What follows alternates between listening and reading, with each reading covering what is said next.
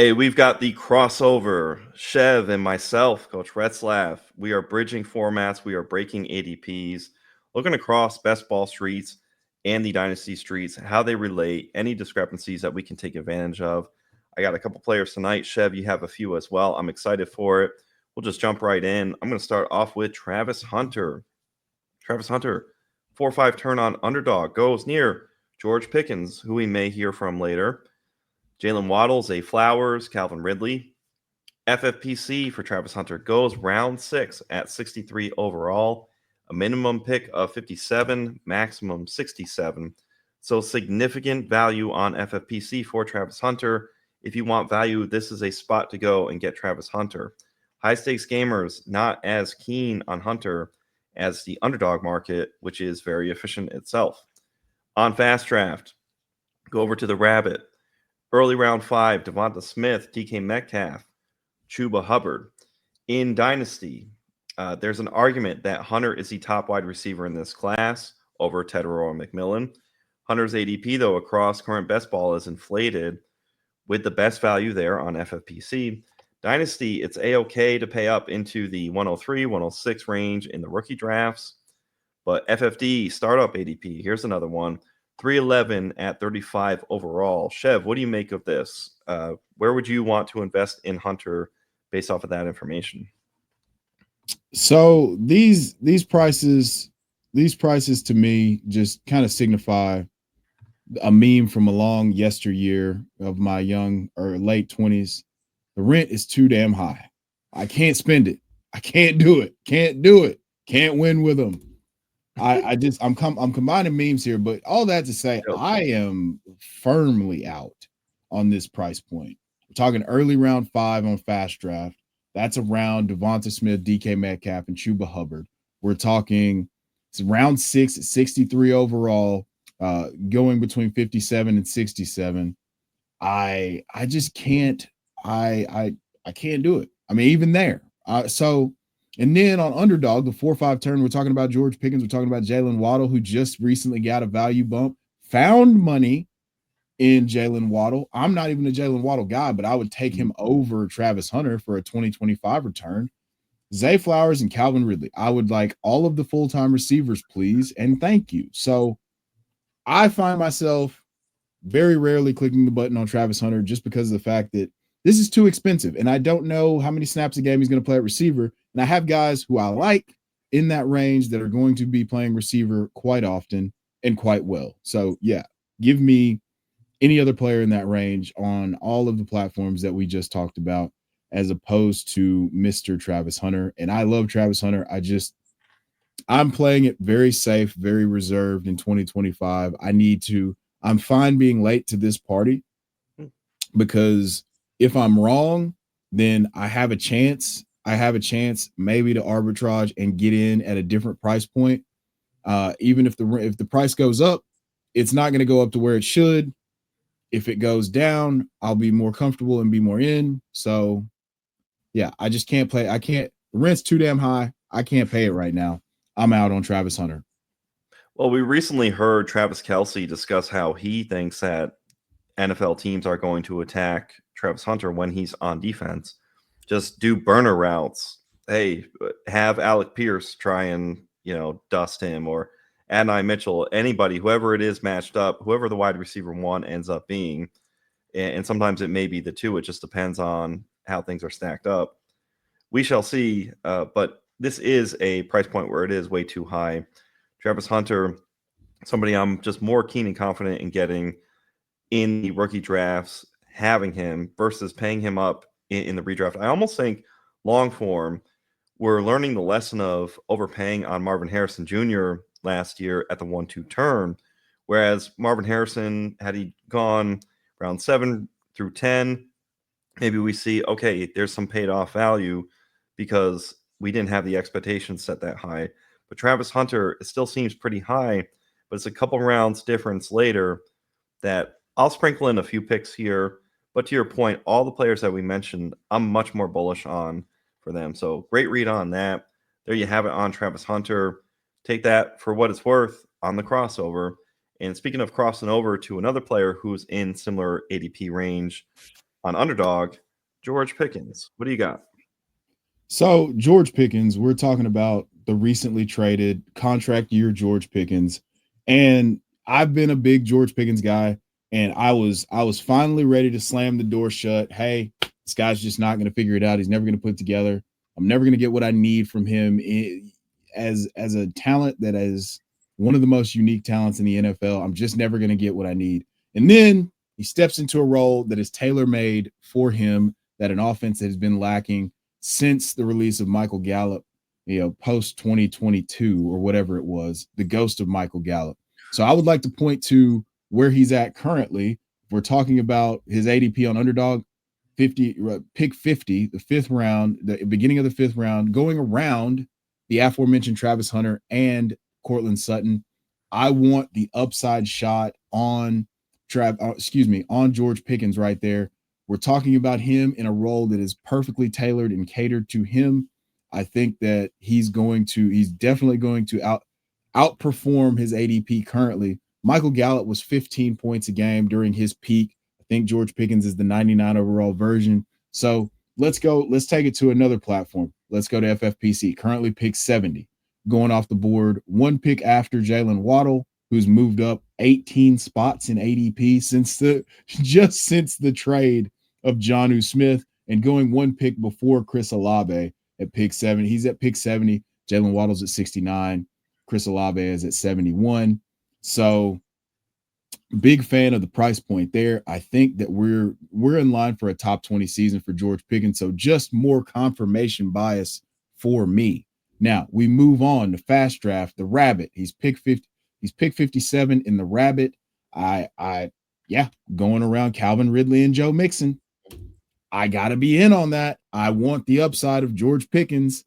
He's the quintessential best ball player that gives you these spike weeks. I think we have a chance to earn more consistency with a $260 million quarterback. We know they're going to air it out.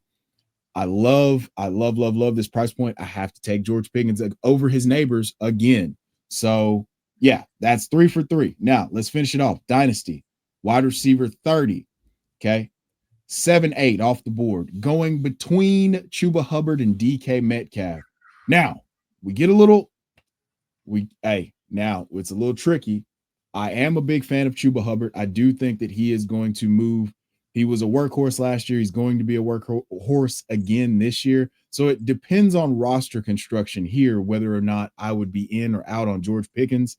If I've already beefed up at running back, and my first two running backs are guys that are going to handle 300 plus touches and probably go over 16 or 17 points a game in those first 4 or 5 rounds, I'm going to go George Pickens here.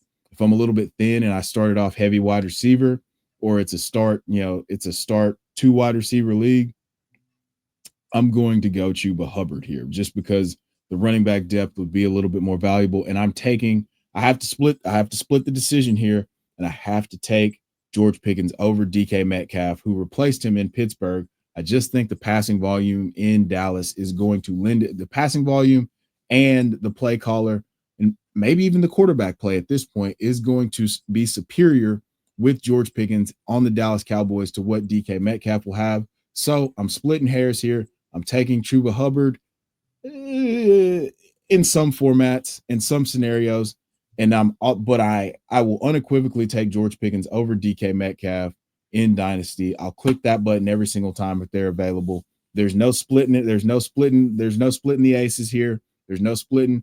I'm doubling down. I'm tripling down. I'm taking George Pickens. I will accept no further questions at this time. Well, how about a little bit further comment to what you were saying? The good word, Dak Prescott, the amount of passing, the volume that could be there in Dallas for George Pickens is beneficial. You've had CD Lamb discuss how they're 1A, they're 1B, they're both wide receiver ones, and there's no equivocation on rank. There doesn't seem to be any initial jealousy. CD Lamb, George Pickens, in the event that Lamb were to miss a little bit of time, vaulted up into that role with a quarterback who throws much more. Aaron Rodgers can absolutely make DK Metcalf to the point where Metcalf would outproduce Pickens in 2025. But the bet that you're talking about, and the bet that I'm willing to make, is on DK or on George Pickens there. When you brought up Michael Gallup, man, that throws me back because I can remember seeing Michael Gallup, and had he not been hurt, he was on a trajectory for me. I saw a lot of Greg Jennings in his game, prime Greg Jennings. Mm-hmm. Don't talk about whatever went off off the field and drama and whatnot. Greg Jennings was a baller. Michael Gallup was a baller. We just did not get to see that come to fruition. So when you're talking about that, what could come to fruition for George Pickens, and you've spoken to it, George Pickens, there's nobody better on that deeper outside boundary pass. That pocket of the field is so green for him. And the way Lamb's game and Pickens' game, they complement each other. They don't overlap too much. Neither one's going to get hurt. They're just going to feast. And if we're turning the downs over back to first down, you're going to get more plays. Now, speaking of more plays and players, let's check out something from FastDraft. Let's face it, most people that play fantasy, they don't play DFS, they don't play big best ball tournaments. Why? Because it's too complicated and they feel like they can't win. And that's why we developed the FastDraft Flex 4 game. You just draft any 6 guys, the top 4 into your lineup every week. So if you love Garrett Wilson, you think he's going to outscore Tyreek Hill, or you love Breece Hall and you think he's going to outscore Devon Achane because you're a big Jets fan, if you're right, you will make money. You don't need to be running big data models. You don't need to be soaked in strategy and understand the schedule forwards and backwards. That's the beauty of Flex 4. Sure, those with great strategy win more money, but those that have strong takes on players can also go out and monetize those positions. And the beauty is it's just $5 a draft, just $5. You can draft 150 times and the winner gets 10 grand. So use your host promo code to get a $50 deposit match. So when you deposit, use that promo code and then you get $50 on me, because Flex 4 is a whole new way to play best ball. There you have it. And use promo cross for that deposit match as well. The Rabbit is the ADP that we're running from, and that is the newest contest on FastDraft. Make sure you get over there.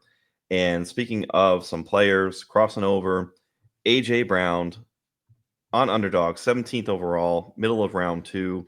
Right near Brock Bowers, Lab McConkey, Jonathan Taylor, Rashee Rice. Blindfold darts, you really cannot make much of a wrong pick in that scenario. FFPC, AJ Brown goes near the 2-3 turn, just ahead of JSN, Josh Jacobs, and George Kittle. And on FastDraft, 19th overall, near Jonathan Taylor and Trey McBride. In Dynasty, I had AJ Brown as a sell a few weeks ago on Trade Gods, but it is a price point peak and trough sort of deal where I think you'll be able to get AJ Brown later for cheaper, late 20s, low passing volume offense. On Dynasty Daddy, AJ Brown, 26 first and a 27 first. I would take right now, I think the 26 and the 27 first. That's an excellent cash out, assuming you have your 2 first currently. That's 4 first rounders in the next 2 seasons. And then there's a chance that in the next 2 seasons, there's a dip and a buying opportunity for AJ Brown. You can go and get him back while getting some imminent profit.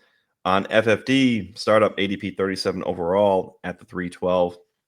AJ Brown, more of a victim of his circumstance. His talent is so far reaching, and it's a shame because last year he was a back end of the first round pick going at the 1-2 turn. And he really, if we put his peak of who he can and should be, he should be in the top half of the first round of current market best ball streets. But that circumstance you have. So with the fact that he's going in the second round at the 2-3 turn, FFPC presents great value for him. I would just say, if you have it in mind that there's any change in the pass volume offense for the Eagles, by all means, make sure you're clicking the button on AJ Brown. I find a way. I'm not going to have over representation of him. I'm not going to have over rostership on him. I will be even versus the field on AJ Brown, just based on his price point. Chev, what do you make of the price points on AJ Brown? I'm glad that we're getting some sort of relief on AJ Brown, because I mean, you know me, big AJ Brown guy. Very, very big fan of AJ Brown. I've been singing his praises since he was in the Titans uniform, and then he was so tragically shipped off in the night much like the Baltimore Colts moved to Indianapolis in the middle of the night. It was very sad for everybody involved when he was no longer a Tennessee Titan. These prices right now, the only one that you mentioned that I would not want to pay is the 26 first and 27 first for AJ Brown. That's a lot for a 28-year-old player. That's a lot for a guy in a low passing volume offense. That indicates that he is now, while I do believe in the talent, he does not have the situation to justify him being commanding 2 first. Just because we're talking about guys who are a little bit younger. We're talking about the Jamar Chases commanding 3 first, and that would indicate the price gap on those guys has closed significantly, and there's no reason for that to close right now. Do we think that there's going to be a regression in workload for Saquon Barkley, who handled 482 touches throughout the entirety of the season? Yes. Do we think that the Eagles are going to throw the ball a little bit more slightly? Yes. But I still don't have that empirical evidence. They're never going to be top 10 in drop back rate under any circumstance under Nick Sirianni. I almost called him Shane Steichen, but they're never going to be top 10 in drop back rate. So while the prices on every other format are okay in Dynasty, I still, that trade that you made up is burned into my brain now. So I just cannot get past the fact that if you're able to get 2 first for AJ Brown, you are winning, and you are winning big time. And you can love AJ Brown as much as you want, but also love the price point or hate the price point for him. So it sounds like you're on that side of you're not having take lock. So very good. And it can be tough because we have a little bit of an attachment to some of these players who, especially if you were in from Ole Miss on AJ Brown. Yeah. It hurts. It pains me to say because I remember in a draft, I'm in a redraft with my buddies home league, and we were all gathered live. We're all on our laptops. And I just said to everybody, like, AJ Brown is the best receiver of this class, and just with such authority. But there's markets, and the price point where he is, it's not linear, and that's where we hope we can get peaks and troughs and another buying opportunity later for him. Chev, tell us the good word. He's got Drake May in year 2, Hunter Henry. So this is a free space, and I'm seeing a little bit of movement. I mean, he moved up 3 spots from 165 to 162 on Underdog ADP. I think people are starting to get wise to the fact that we have a lot of ambiguity behind Stephon Diggs and who's going to be catching passes for Drake May in 2025. We did get a little bit of a sample size of how good Drake May could be if he just was willing to target Hunter Henry. We saw that breakout, that mini breakout that led to him finishing as the tight end 12 in 2024. So he's going off the board at 165, was going off the board at 165. Now he's up to 162. He's around guys like Roshan Johnson. He's going around Jalen McMillan. And last but not least, I had to add another one in there because this name interests me, and I want to get your opinion on this. Do you think that you would take Hunter Henry right now on Underdog over Adam Thielen? I don't see why not. And also part of that is to the point that Adam Thielen is just such a PPR menace when he's at his peak. And I love the Carolina Panthers for their upturn. But I've been really loving clicking Jalen Coker, Jatavion Sanders late as well. So I'm not really worried about Adam Thielen in that spot. I have clicked a decent amount, okay amount of Adam Thielen, but to the points that you're making where there's that touchdown equity opportunity in a 0.5 PPR setting as Underdog, especially tied to Drake May. Unaffiliated with Drake May, I have not been on board with Hunter Henry, but the more that you're talking about, I think part of it is just this like wear of fatigue of, well, it wasn't really anything special last year, so why should I be clicking on Hunter Henry this year? But you alluded to all the things that could be going in Drake May's way. Why wouldn't Hunter Henry be a part of that? Yeah, I mean, we've seen Josh McDaniels utilize a tight end in that offense before. We've seen Drake May have a rapport and a connection with Hunter Henry. So it would just seem like a hand in glove fit. Let's go to FFPC here. I'm a little bit a little bit. I think my sources might be a little bit off, but he's going pick 160 in their tournament ADP, going around Dylan Sampson. This is a one quarterback, Dylan Sampson and Justin Herbert. And then on the Rabbit, our new contest on FastDraft, he's going by Cedric Tillman, and Matthew Stafford. So I do feel a little bit less convicted there. And then he's at FFD ADP, tight end 32, 19th round. He's going between Tank Dell and Troy Franklin. I would take him over those two if I needed just an insurance tight end. We're assuming tight end premium 0.5 in that ADP. So, yeah, I would take him over those two options. So I'm kind of splitting hairs here. There's price points that I'm in on. I'm firmly out on FastDraft. I could be in on FFPC. I could take him over Dylan Sampson. I don't know that I would take him over Justin Herbert. We did get Justin Herbert running a little bit more last year.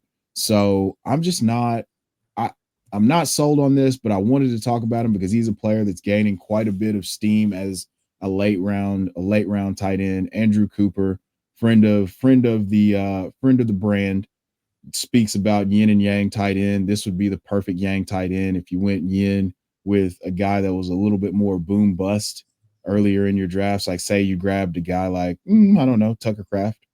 You might be able to grab this guy a little bit later and just add some variety or a stable floor. He did finish his tight end 12 last year overall. So yeah, I'm not in on these price points. I would take Cedric Tillman over him in the Rabbit ADP.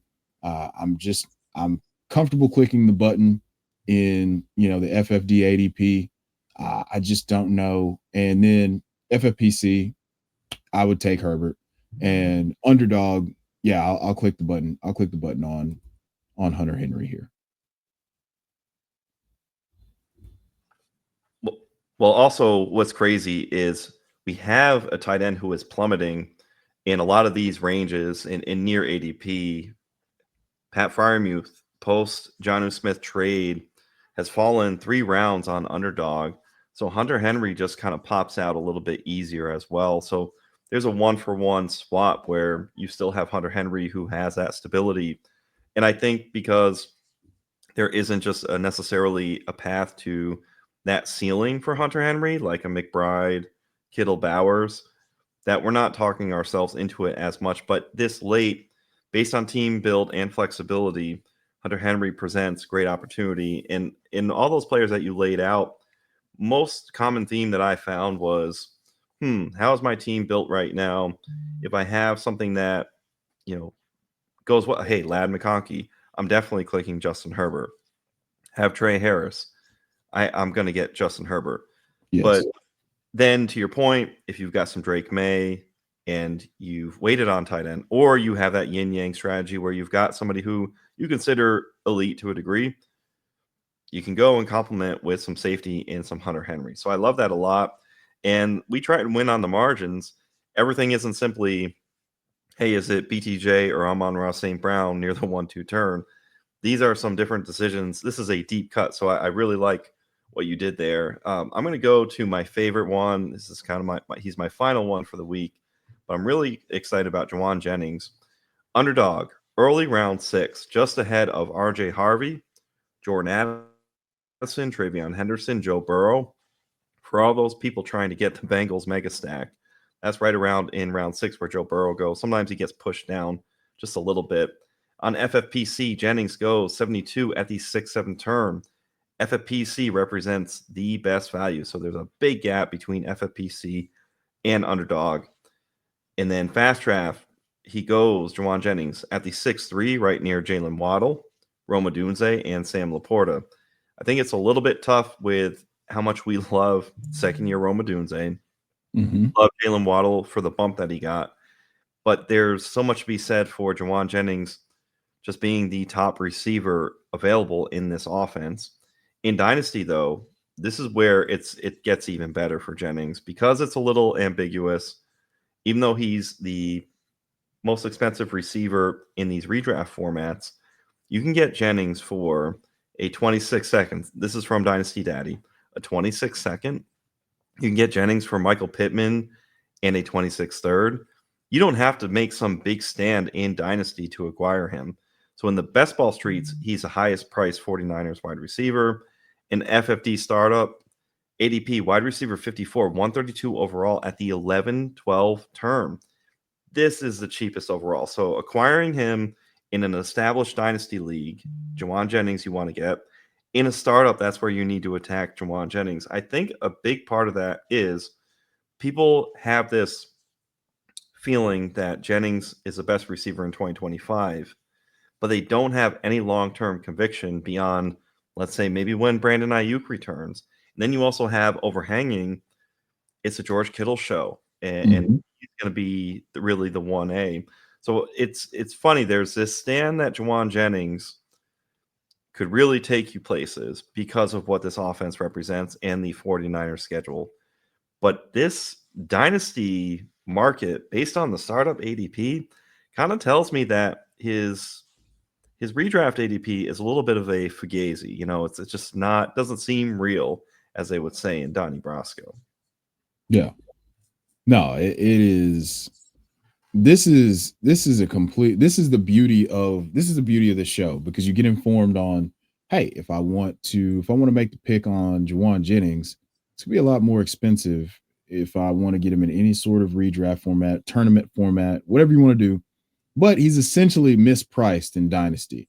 You know, he is on a second contract with his team, so they do have some sort of plans for him to be part of the offense.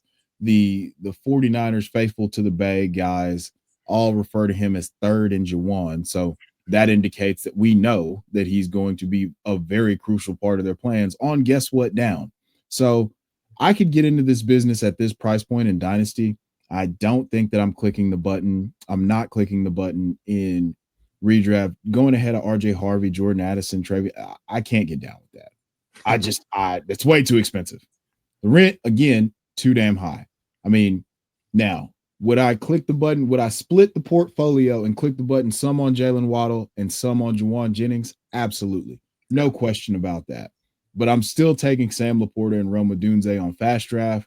Now, we're talking about the acquisition point, getting them for 26 second. That feels a little rich for my blood. If I were able to get off of Michael Pittman to acquire Jauan Jennings, Michael Pittman in a 26th third for Jauan Jennings, I'm doing that all day long. I can wash my hands of the Michael Pittman business. I know he needed a bacchiotomy last year and was playing through some stuff, but I also just can't bring myself to stomach rostering Michael Pittman any longer. So that's an excellent trade to get out of that business. I wish I would have known this information when I traded Michael Pittman a few weeks ago. So yes, these price points are all very drastically different in any sort of redraft format. I'm getting all the neighbors out of the way, and I'm probably gonna split the portfolio just on Jalen Waddle and Jauan Jennings. But in Dynasty, if I can make a trade to get Jauan Jennings and get out of the Michael Pittman business by just adding a third, I would do that as well. Very nice that you have it. So hopefully, listeners like, subscribe, comment, share. Let us know if you've been able to get out of the Michael Pittman Jr. business, if you've been able to get into the Jauan Jennings business, if you've seen these cheaper price points, and how are you handling? Let us know how you're handling this discrepancy between the redraft best ball streets and Dynasty here as it applies to Jauan Jennings and the 49ers for that fact. Chev, take us home with Tyreek Hill. A lot of change the last week. Lots of change. I've struggled with this because I wanted to believe that he was not going to be the cheetah of old. I'm maybe putting too much stock into the fact that he ran a 10-1 100-meter dash at 31 years old. And he very clearly, unless he lost a step in season, he did score an 80-yard touchdown against the Jaguars in week 1 of last year. And then it just seemed that the offense changed the way that they play. He went from 4th in first read target share to 38th in 2023, 4th, 2024, 38th. So it shows you that they changed the philosophy of how they're playing football.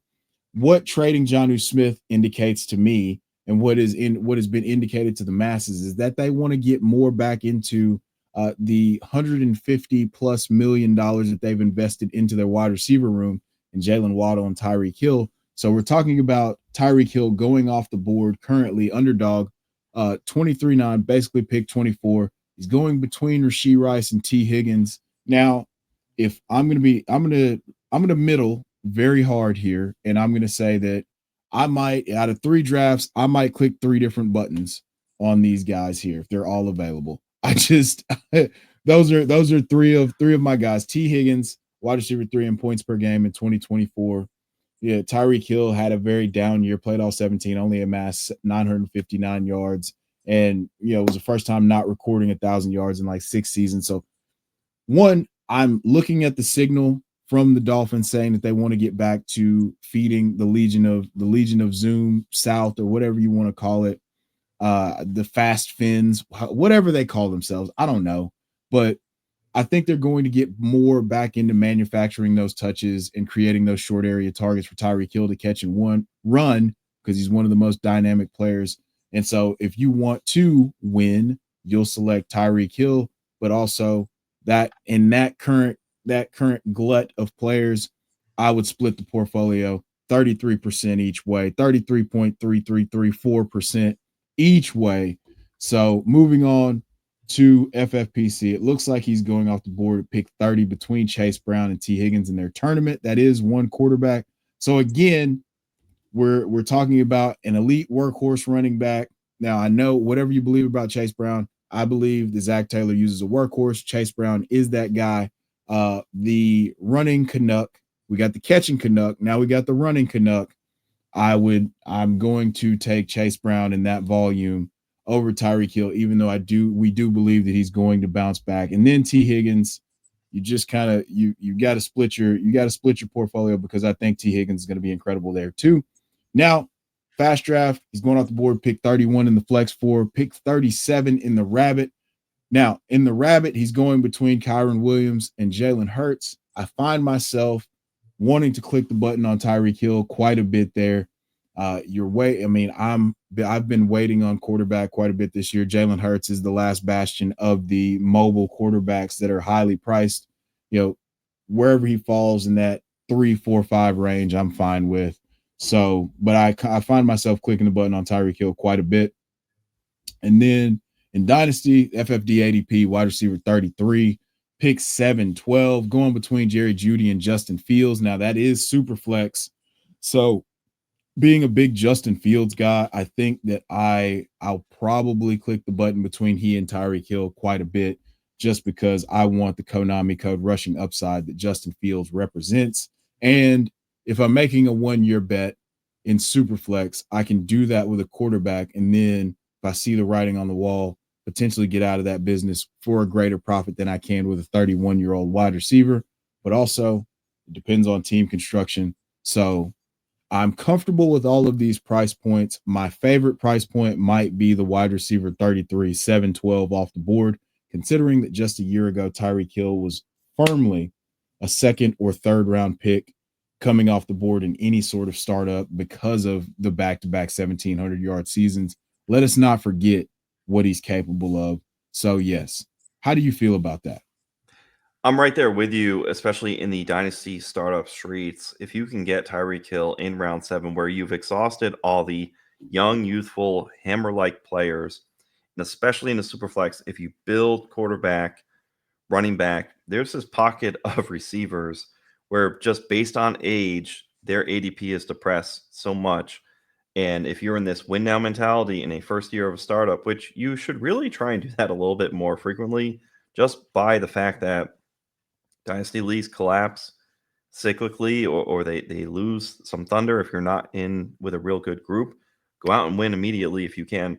Guys like Mike Evans, Devontae Adams have been showing such great value. Same thing for Tyreek Hill. And it just invokes just a little bit of, you got to tell a story. If I can tell a little bit of a story to what you were talking about of Tyreek Hill being his old self and showing that, you're sitting there like, hey, I'm rich every single week of 2025. Like Dave Chappelle, I'm rich. I'm rich.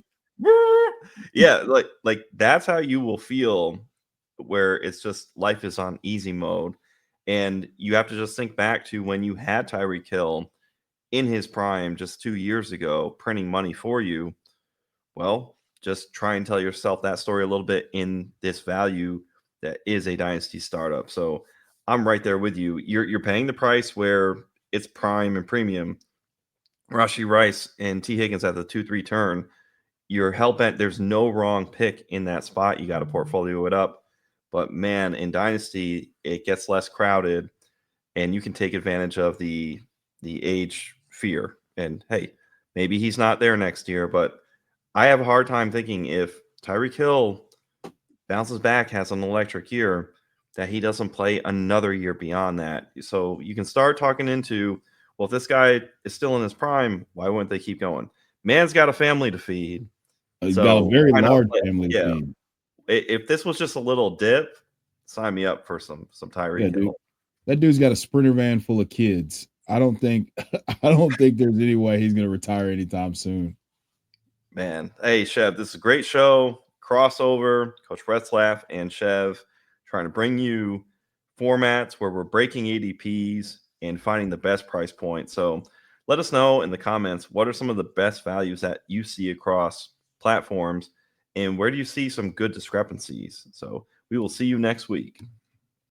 From the Podfather to you, I deeply appreciate you tuning in. And many ask, what can I do? What can I do to help support the hosts, the research they do, the production costs? Go to PlayerProfiler.com, Dynasty Deluxe, World Famous Draft Kit, Rankings, DFS Dominator, and of course, data analysis. Subscribe to any one of those, and you support all of us and take Player Profiler to the moon.